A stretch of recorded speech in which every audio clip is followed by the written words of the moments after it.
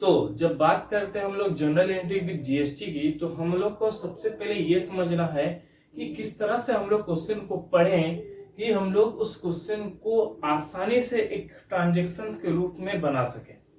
तो सबसे पहले आप लोगों को ये समझना होगा कि ट्रांजेक्शन जब भी आप लोग करते हैं तो दो स्पेसिफिक अकाउंट्स को लेके करते हैं जो अपना प्लेस तय करते हैं कि वो डेबिट में रहेंगे या फिर क्रेडिट में। तो उसी तरह जब हम लोग जनरल एंट्रीज करते हैं तो कुछ ऐसे माइनर चीजें होती हैं जो स्टूडेंट्स को बहुत ज्यादा कंफ्यूज करती है और जिनके कारण उनका एग्जाम में मार्क्स भी बहुत ज्यादा कट जाता है। ठीक है, तो सबसे पहला जो मेन कारण होता है वो ट्रांजेक्शन को समझना। ट्रांजेक्शन को समझने का सबसे इजी वे है कि ट्रांजेक्शन को एक बार पढ़ने के बाद उसे एक बार हिंदी में कन्वर्ट कर दीजिए, तो आप लोगों को ये समझ में आ जाएगा कि ट्रांजेक्शन एक्चुअली कहना क्या चाह रहा है, एक्चुअली करना क्या हम लोग को पड़ेगा उस ट्रांजेक्शन को लेकर। ठीक है, तो जब भी हम लोग जनरल एंट्री की बात करते हैं और बात करते हैं हम लोग ट्रांजेक्शन्स की, तो ट्रांजेक्शन्स मेनली दो चीजों के लिए होता है बिजनेस में। पहला होता है परचेज के लिए और दूसरा होता है आपका सेल्स के लिए। तो परचेज और सेल्स का मतलब क्या है? खरीद बिक्री करना। खरीद बिक्री हम लोग कितने तरीके से कर सकते हैं? दो तरीके से, कैश में और क्रेडिट में। ये पिछले क्लास में आप लोगों को मैं बता चुका हूं। लेकिन कुछ ऐसे स्पेसिफिक माइनर सारे चीज है जिनको याद रखना आपको सबसे ज्यादा जरूरी है। वो क्या कि परचेज और सेल्स में डिफरेंशियस क्या है। तो याद रखिए कि परचेज और सेल्स में जब भी हम लोग परचेज करेंगे या सेल करेंगे तो कुछ ऐसे आइटम्स के नाम रहेंगे जिन्हें हम लोग परचेज करते हैं या फिर सेल्स करते हैं। फॉर एग्जाम्पल, अगर मैं एक इलेक्ट्रॉनिक्स की शॉप में काम करता हूं तो मुझे वहां पर जितने भी गुड्स मिलेंगे, सामान मिलेंगे, वो क्या रहेंगे? वॉशिंग मशीन, टीवी, फ्रिज या फिर मिक्सी ग्राइंडर, ये सब चीजें रहेंगे, इलेक्ट्रॉनिक्स के प्रोडक्ट रहेंगे। ठीक है, तो अगर बात करें हम सेल्स की, तो सेल्स भी वही हो सकता है, परचेज जैसा होगा वैसे ही सेल्स होगा। लेकिन कुछ ऐसे स्पेसिफिक नाम होते हैं क्वेश्चंस में जिन्हें पढ़ के हम समझ जाते हैं कि ये मैंने खरीदा है, वो आइटम का नाम क्या है। सपोज कि मैं एक इलेक्ट्रॉनिक्स की दुकान में गया फिर से और मैंने वहां से एक वॉशिंग मशीन खरीदा। तो यहाँ पर मैंने क्या खरीदा है? Washing machine. तो मुझे वो नाम पता है, वॉशिंग मशीन। तो मैं एक स्पेसिफाइड नाम याद रखूंगा कि हाँ, मैंने पैसा दे के एक वॉशिंग मशीन को परचेस किया था, तो वॉशिंग मशीन मेरे पास आया। लेकिन बहुत बार ट्रांजेक्शन्स में क्या आता है कि वहां आ जाता है गुड्स। क्या आ जाएगा आपका? गुड्स। अब गुड्स का मतलब क्या होता है? हिंदी में अगर गुड्स को हम लोग बोलेंगे तो इसका मतलब होता है सामान। तो याद रखिए कि अकाउंट्स में सामान, गुड्स बोल के कुछ होता नहीं है। ठीक है, अब ये क्या बात हुई कि गुड्स बोल के कुछ होता क्यों नहीं है? तो फॉर एग्जाम्पल, मान लीजिए कि आप कुछ सामान खरीद के घर की तरफ जा रहे हैं, दुकान से घर की तरफ जा रहे हैं, और आपका एक करीबी दोस्त आपको रास्ते में मिलता है और उसने आपसे बस पूछ लिया कि क्या खरीदने गए थे।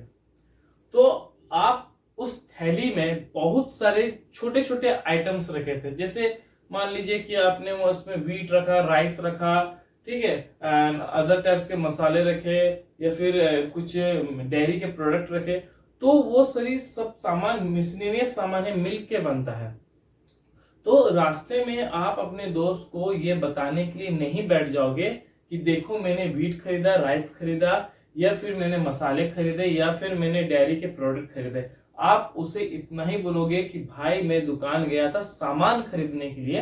तो याद रखिए कि आपके दोस्त को कभी ये पता नहीं चलेगा कि उस थैली के अंदर था क्या।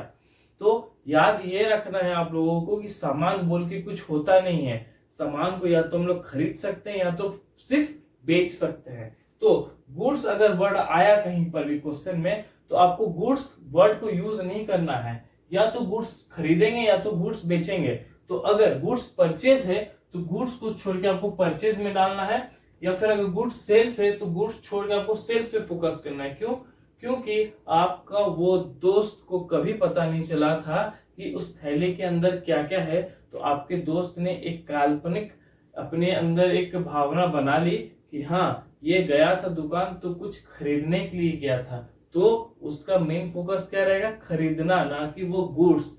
ये दोस्त गया था मेरे दुकान में कुछ खरीदने के लिए, तो खरीदना एक मेन चीज हो जाएगा या फिर सेल एक मेन चीज हो जाएगा, तो वो गुड्स पे ज्यादा ध्यान नहीं देगा। हाँ, लेकिन अगर मैं वॉशिंग मशीन लेके जा रहा हूँ तो मेरा दोस्त ये कभी नहीं पूछेगा कि तू क्या लेने गया था। उसे ये देख के समझ में आ जाएगा कि वो वॉशिंग मशीन है तो मैंने वॉशिंग मशीन ही लेने गया था, तो वो मुझसे कभी पूछेगा नहीं। तो याद रखिए, वॉशिंग मशीन या फिर किसी भी ऐसा प्रोडक्ट का नाम जिसे आप सुन के एक इमेजिनेशन कर सकते हैं कि हाँ, फर्नीचर है तो कुछ इस तरह से फर्नीचर होता है, या फिर फ्रिज है तो कुछ इस तरह का फ्रिज होगा, तो वो चीज स्पेसिफाइड होता है। तो उस चीज के बारे में अगर आपको क्वेश्चन में आए तो आप लोग उस चीज का नाम लिखिएगा। जैसे वॉशिंग मशीन परचेज किया तो मैं परचेज नहीं लिखूंगा, मैं लिखूंगा वॉशिंग मशीन।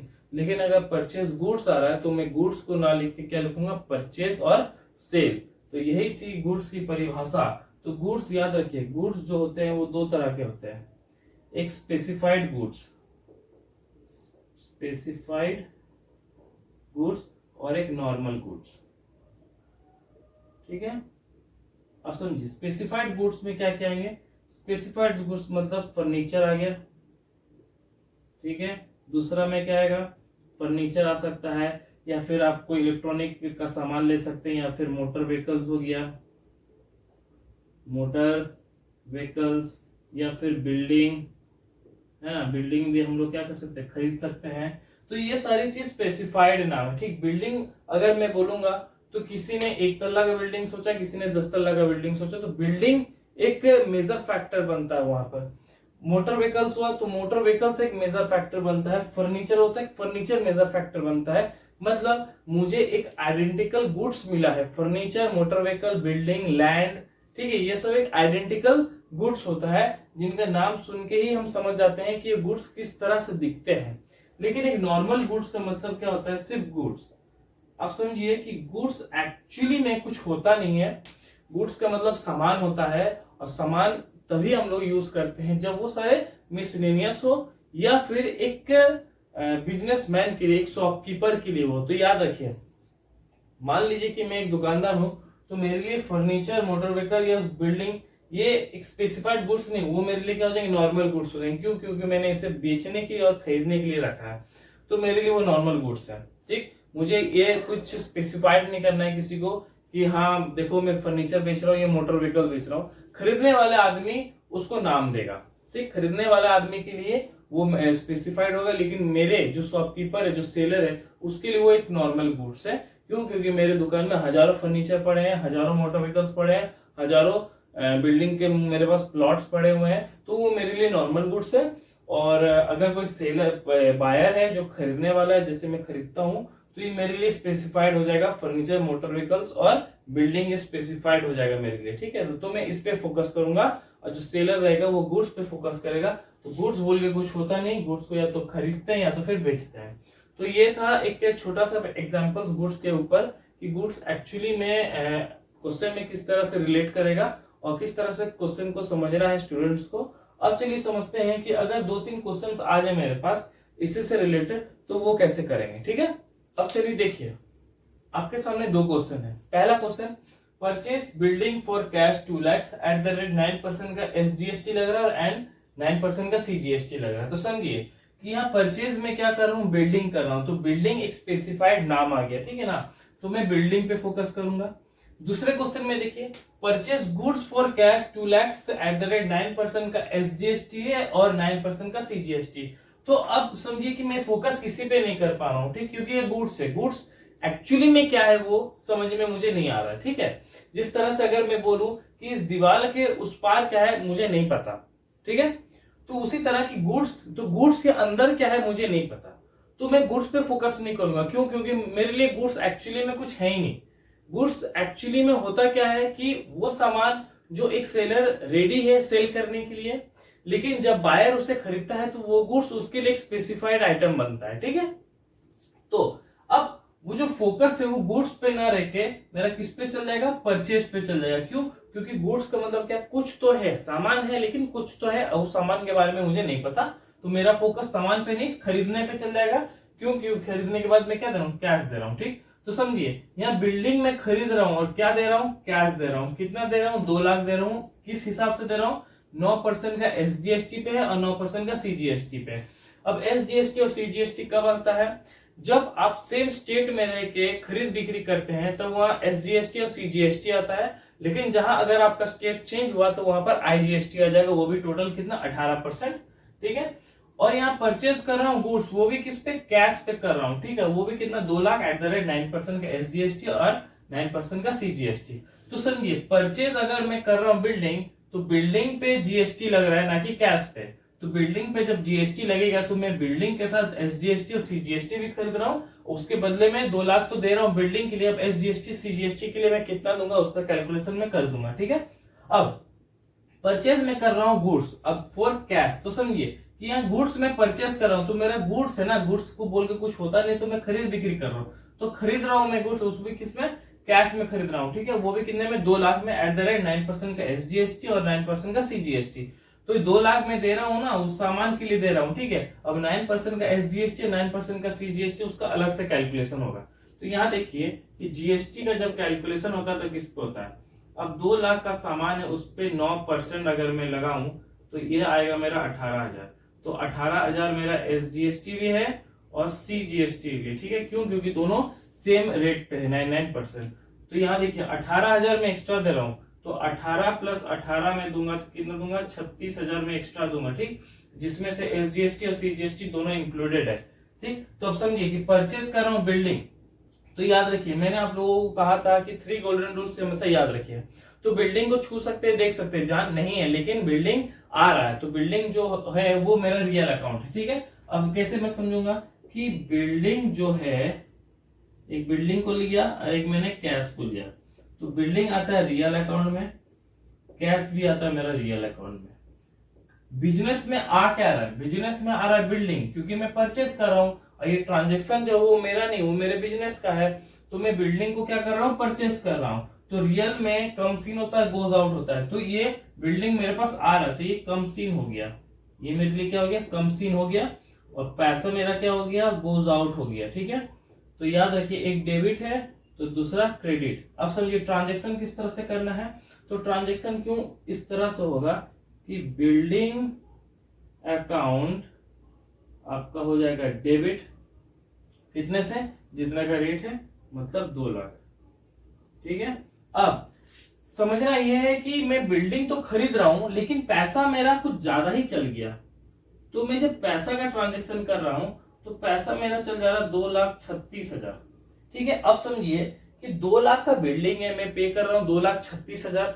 तो 36,000 जो मैं पे कर रहा हूं एक्स्ट्रा, वो फॉर GST है, SGST और CGST। ठीक है, तो बिल्डिंग पे GST लगता है ना कि कैश पे। तो कैश तो मैं दे रहा हूं तो मुझे देना चाहिए था बकायदा, कितना देना चाहिए था, 2 लाख देना चाहिए था। लेकिन बिल्डिंग पे GST लगने के कारण बिल्डिंग का जो वैल्यू है वो हाई हो गया, और हाई हो जाने से क्या हो गया, मुझे एक्स्ट्रा पैसा पे करना पड़ा।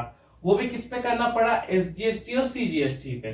तो SGST और CGST आ रहा है मेरे पास, ठीक है ना, बिल्डिंग आ रहा है तो SGST CGST भी आ रहा है। तो इस पे मैं लिख दूंगा इनपुट CGST अकाउंट डेबिट, वो भी 18,000 से। फिर मैं लिखूंगा इनपुट SGST अकाउंट डेबिट, वो भी 18,000 से। तो समझिए कि 18 हो गया 36 और 2 लाख का बिल्डिंग, तो 2,36,000 मुझे पे करना था, तो मैंने कैश के थ्रू कितना कर दिया, 2,36,000 का पे कर दिया। अब परचेज गुड्स है, तो समझिए कि गुड्स बोल के तो कुछ होता नहीं है, खरीदना है, तो खरीदने से क्या होगा, मेरे पास कुछ भी सामान होगा वो आएगा।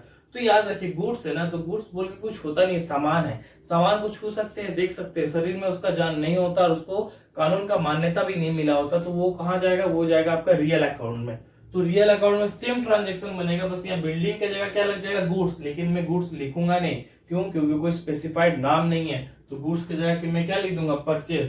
तो याद रखिए परचेज अकाउंट डेबिट 2 लाख होगा, input CGST same 18,000, input SGST same 18,000, to cash हो जाएगा 2,36,000। चेंज क्या होगा कि यहाँ एक स्पेसिफाइड नाम है और यहाँ कुछ स्पेसिफाइड किया नहीं है, तो स्पेसिफाइड नाम रहेगा तो मैं उसको ट्रांजेक्शन में लूंगा और स्पेसिफाइड नाम नहीं रहेगा, गुड्स रहेगा, तो मैं गुड्स के बदले में परचेज लूंगा। और यही अगर सेल्स होता तो ट्रांजेक्शन पूरा क्या हो जाता, उल्टा हो जाता। ये सिर्फ अकेला ऊपर आ जाता और ये तीनों नीचे आ जाते। ठीक है, तो इसके बारे में मैं नेक्स्ट क्लास में आप लोगों को बताऊंगा। ये क्लास थोड़ा सा शॉर्ट रहेगा आप लोगों के लिए, मैं प्रिपरेशन कर रहा हूँ किसी और चीज का।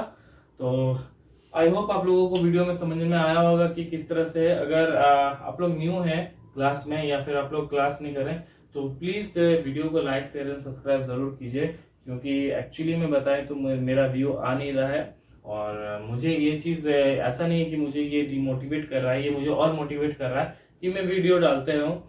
ठीक है, तो चलिए वीडियो में बनते रहिए, मेरे साथ जुड़े रहिएगा आप लोग, ताकि मैं आप लोगों के लिए इसी तरह से इजी वे में थोड़ा आप लोगों को समझा सकूं।